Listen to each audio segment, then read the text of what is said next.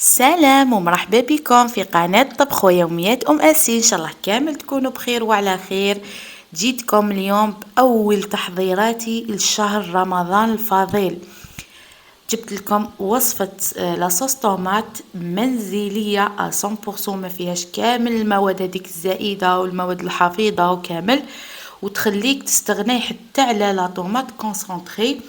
راح تعتمديها وتولي ديريها في الشريبه ديالك، ديريها في الجوازات تاع لي صوص طوماط، ديريها في لي صوص حمراء، ديريها في الكوكا، في لي سوفلي، في التكتوكه، في الحميص. راح تعتمديها في شهر رمضان كامل. هنا كان الزوج قضالي كونتيتي لاباس بها، لقاها يعني رخيصه في المارشي، لقاها نورمالمون 5 كيلو ب20 ولا 6 كيلو ب20، وجابها لي يعني من لحمه حبيبات لاباس بيهم طيبين. ولا غير هايله يعني. مع الاول شغل ترددت، ومن بعد قلت له جيبها، تكلت على ربي وجابها لي ولقيتها لاباس بها. هنا كنت غسلتها بالماء، بقيت نعاود لها اشاك فوا، وبديت نقيها من هادو كامل وين مضروبه، وين محفره، وين فيها التراب، يعني نقوها مليح مليح لازم. وانا كنت درت هنا قطيره تاع الخل هكا باش نقتل كامل هادوك لي ميكروب والتراب هذيك، ما على بالناش كامل وين كانت.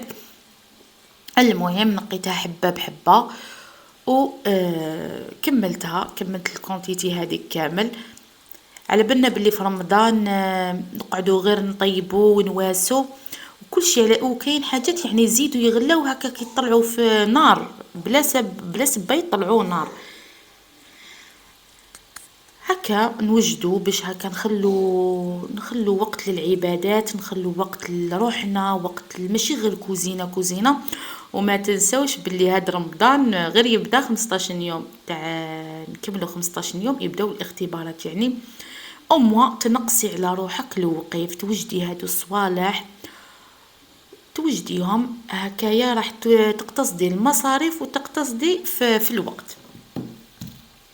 دونك الا نقطعها كامل هكايا بعد ما كنت نحيت لها كامل هذوك ضرابي وهذوك اللي يجوا من الفوق الوراق وكامل، تعرفوا الطماطيش، ونكملهم. درت شوفوا هنايا كي كملت كامل الكونتيتي درت 2 وريقات تاع الرند، وزدت مغرف السكر والملح. الملح ما تكتروش على جال حنزيدوها في الوجبات الاخرى، يعني حنزيدوها في الاطباق واحده اخرى. اونسي جامي تكونوا درتو بزاف الملح وتجيكم مالحه، ديروا الكوارث، ديروا غير شويه باش مع اللي تزيدوها مع شوربه ولا لي صوص الحمراء هذيك ما راحش ديروا الكوارث.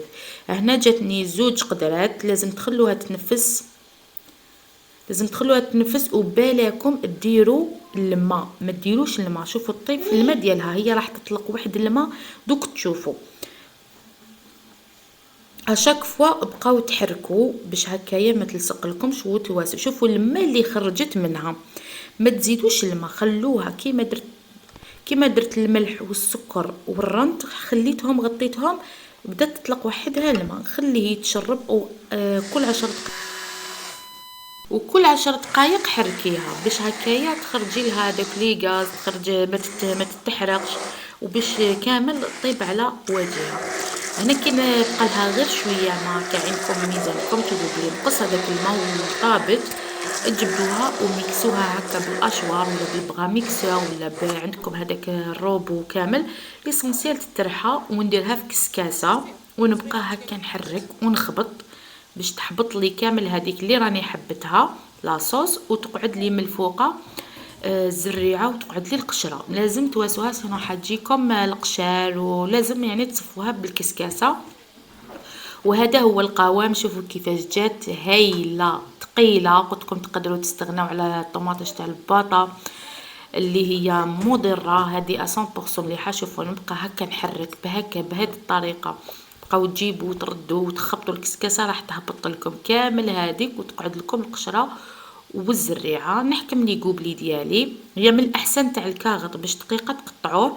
انا من الاحسن لي قوبلي تاع الكاغط باش هكا كي تجبدوا من الكونجيلاتور وتقطعوا هذاك الكاغط يجيكم فاسيلمون. انا الزوج ما عرفش، راح جاب لي تاع البلاستيك عادي، نقدر تانيك نقطعهم بالمقص ولا نخليهم هكا نجبدهم واحد ربع ساعه من قبل ولا 10 دقائق راح يتنحوا لي فاسيلمون.